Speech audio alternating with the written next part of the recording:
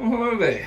Here we are in our new house, and this room here, which was once a laundry, apparently. It has an alcove over here that used to have the laundry, but the laundry has since been moved outside. So we're thinking that we might redo this room as a bit of a linen cupboard and an ironing room. But as you can see, they had this paddling up, and the way they do it is they nail boards across and then nail the paddling to it. So I've got heaps of nail holes and a few PowerPoint holes, but mostly nail holes and a few bigger gaps where they've had things come through the wall. So in order to start to attack this, I have purchased this Ozito multi-sander kit. Now I know Ozito is not the best brand in the world. If there's any Americans watching, it's kind of like Bunnings is a bit like, I take it, Harbour Freight or Tractor Supply. It's lower quality items, but they're always a bit of a crapshoot, shall we say, whether or not what you get is good or bad. I have a couple of Ozito things. I have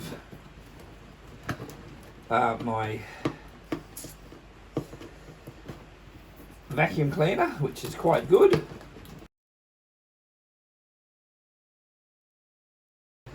And I have the sausage grinder with the linisher on it that I put a wire wheel on it, and it is so pathetically lacking in power that it normally stops every time you touch either the wire wheel or the linisher with anything. So I'm hoping that this one's not going to be lacking power like the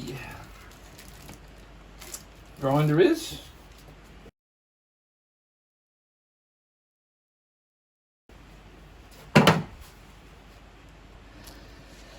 So anyway, here we go, here he is there. Now this is hook and loop, but it's also got those on there as well if you buy the other ones, which is a bit handy. I particularly went for the hook and loop, and I purchased a few other hook and loop items. I think this must turn, is it? No. I might have to read the instructions.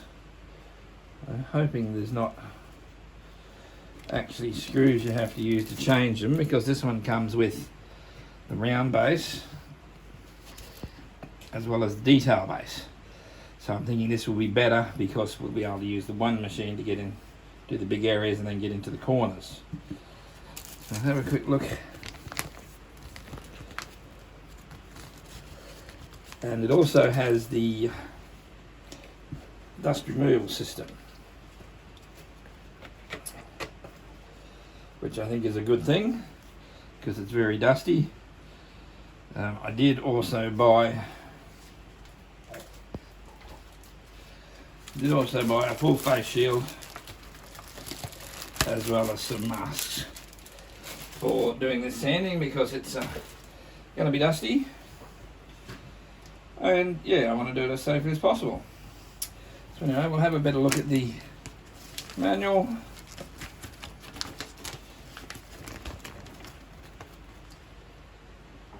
And it does say that we have to actually unscrew and rescrew the sanding bases, which is a bit disappointing. I thought they would have been turn and click, but that's what it is. That's what it is. Anyway. Okay, so yes, it does turn out that we need to use a screwdriver to change the bases.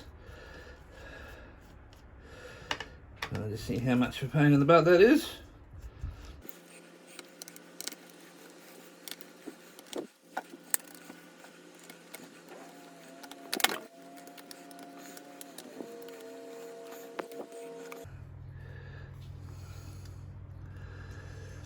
Okay, so it's a little, looks like just a little fibre seal in there, probably to stop the dust from getting into the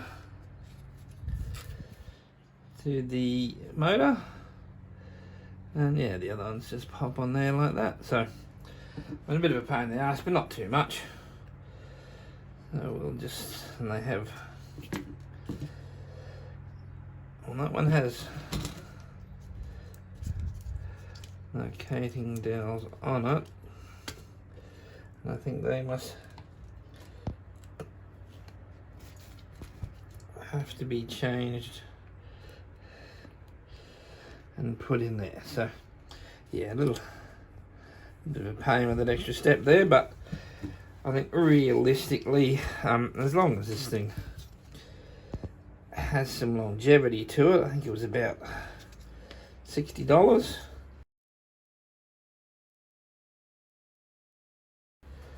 So not hideously expensive, but not really what you'd call cheap either. I think the last cheap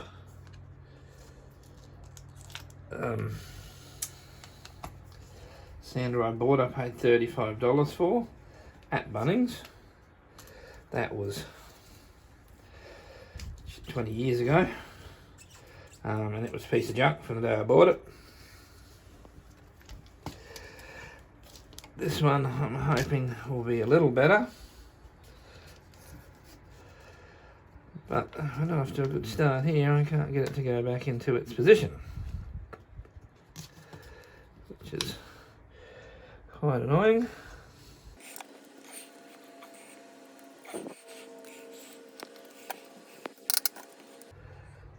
To line up those dowels.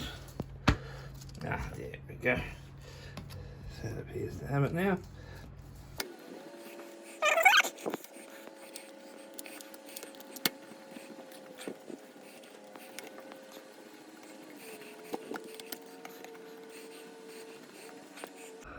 Okay, well, looking down there I can see that it's not lined up anywhere near right.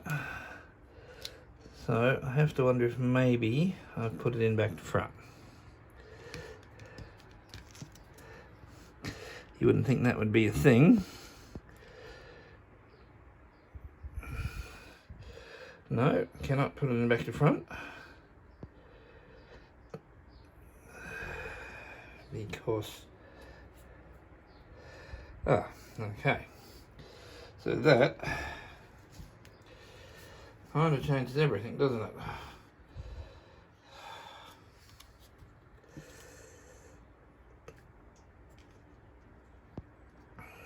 So if I look here,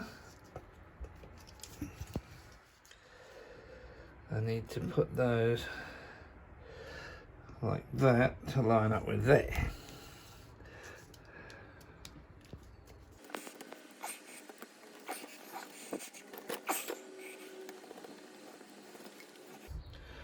Alrighty. So that's a trap for young players.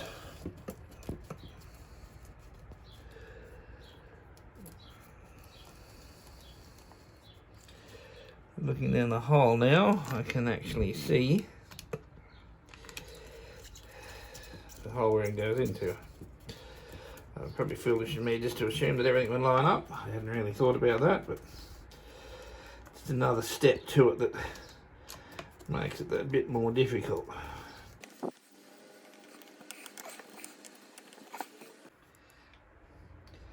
Okay, so I've also just read this product is not intended for sanding drywall or plaster due to the ultrafine sanding particles produced. Drywall sanders in conjunction with dust extractors are recommended.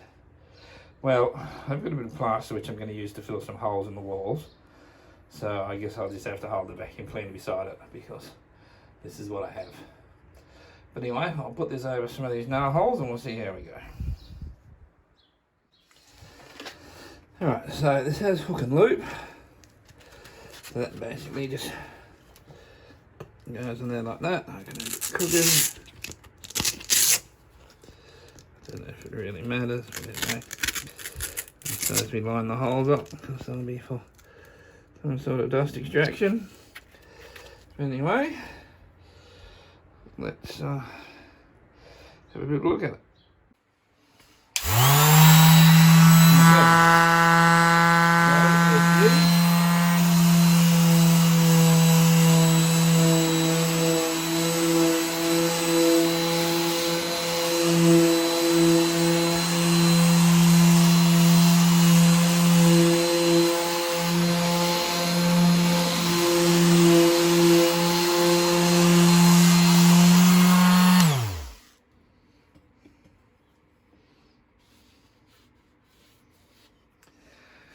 Well, that's doing a really good job. I mean, we're not testing with anything serious here. That's about a 60 grit sandpaper that came with it. It all appears to be a good thing.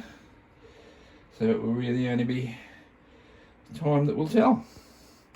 Anyway, that's what it is. I've basically just got, I think I worked out 9 square metres of all the sand and paint. So I figured I'll buy this one, see if it lasts. If it doesn't, I'll take it back and get my money worth. Okay, thank you.